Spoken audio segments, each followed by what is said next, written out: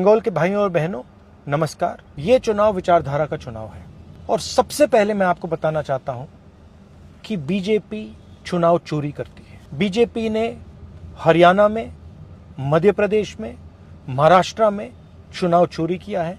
SIR चुनाव चोरी करने का तरीका है। बीजेपी की विचारधारा और कांग्रेस की विचारधारा देश में लड़ रही है। भाइयों और बहनों, 4000 किलोमीटर भारत जोड़ो यात्रा में हमने एक ही मैसेज दिया था, नफरत के बाजार में मोहब्बत की दुकान खोलनी है। बीजेपी बंगाल के कल्चर, हिस्ट्री और बंगाली भाषा के विरोध में काम करती है।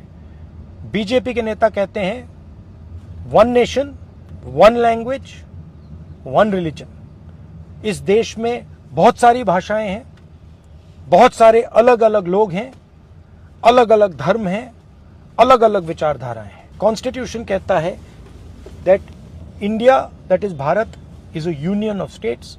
हम कॉन्स्टिट्यूशन की रक्षा कर रहे हैं। बीजेपी कॉन्स्टिट्यूशन को खत्म करने की कोशिश कर रहा है। भाइयों और बहनों, अगर ममता जी ने साफ सुथरी सरकार चलाई होती, अगर ममता जी ने बंगाल को पोलराइज नहीं किया होता, तो बीजेपी के लिए रास्ता नहीं खुलता।